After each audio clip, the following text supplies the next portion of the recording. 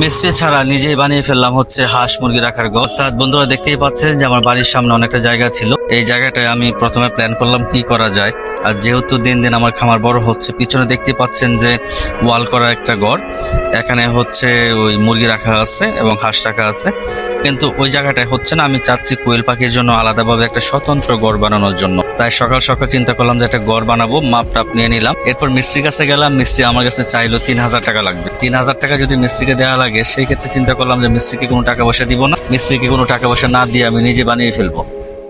বাজারে গেলাম, বাজারে গিয়ে মাপ দিয়ে সিমেন্টের পালা কিনলাম, এরপর কাঠ কিনলাম, টিন কিনলাম, আরো নানান রকম যন্ত্রপাতি যেগুলো লাগে এগুলো আমি কিনে ফেললাম। তো আপনাদের আগেই বলে রাখি, এই ঘরটা তৈরি করতে আমার মোট খরচ হয়েছে 24,500 টাকা। এর মধ্যে RFL এর নেট আছে, লোহা আছে এবং জিআই তার আছে এবং ইট আছে। তো একটা বিশেষ গুণ হলো, এখানে আমি কোনো লোহার ব্যবহার করিনি, শুধুমাত্র বেড়াগুলোতে আমি লোহার ব্যবহার করেছি, উপরে সম্পূর্ণ প্লাস্টিক এবং রশি ব্যবহার করেছি, যেন ভবিষ্যতে যেমন দেখতেই পাচ্ছেন আমি রশি ব্যবহার করেছি।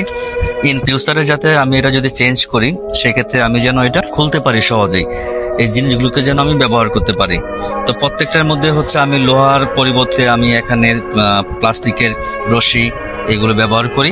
এবং এই ক্ষেত্রে আমার অনেক শুভাকাঙ্ক্ষী যারা আছে, বন্ধু বান্ধব যারা আছে, ছোট ভাই যারা আছে, তারা প্রচুর হেল্প করেছে। আমরা দিন রাত এক করে আমরা কাজ করেছি এবং সারা রাত এমনও হয়েছে যে সারা রাত পর্যন্ত কাজ করছি। এখন রাত বাজে 3টা পর্যন্ত কাজ চলমান আছে। আমরা এই কাজগুলো করে গেছি, কারণ চিন্তা হলো যে যেহেতু আমি এই ঘরটা যত দ্রুত আমরা বানাতে পারবো তত দ্রুত আমাদের জন্য ভালো হবে, কারণ যত দ্রুত ঘর হয়ে যাবে আরো বেশি পাখি আমি এখানে রাখতে পারবো, পাখিগুলো সুস্থ থাকবে এবং পাখিগুলো কষ্ট কম হবে। তো আস্তে আস্তে ধীরে ধীরে আমরা ঘরটার একটা শেপে নিয়ে আসি, শেপ অনুযায়ী আমরা কাজ করতে থাকি। সকাল হয়ে গেলে সকালবেলা আমার ছোট ভাইরা আসে, রোমান আসে, তামিম আসে, আসিফ আসে, বিপুল আসে, মিয়াদ আসে, প্রত্যেকে হাত লাগায় বেড়া দেওয়ার কাজে। এবং উপরে অলরেডি আমরা টিন দিয়ে দিচ্ছি। ঘরটার মাপ হলো 20 ফুট বাই 20 ফুট, এই জন্য আমি ডাবল টিন দেই, 10 ফুটে টিন দেই, ডাবল টিন। এবং এখানে কাঠ নিয়ে আসি ওই মাপে, কাঠটা দেওয়ার পরে আমরা উপরে ছানি দিয়ে দেই, ছানি দেওয়ার পর এরপর আমরা আস্তে আস্তে এগুলো বাঁধতে শুরু করি। এবং এরপর আমরা কোদাল দিয়ে এই ফ্লোরে যে মাটিটা আছে, মাটিটা আমরা সমান করি। ফ্লোরটার উপর আমরা বলে রাখি, ফ্লোরটা সমান করার পর পানি দিয়ে ভিজিয়ে দেই।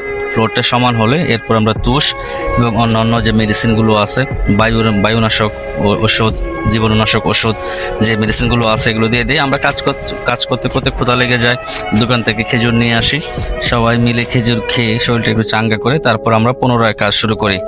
তো এটা হলো এর পরের দিন রাত, মোটামুটি ঘরের বেড়া দেওয়া শেষ, এখন ফাইনাল টাচ।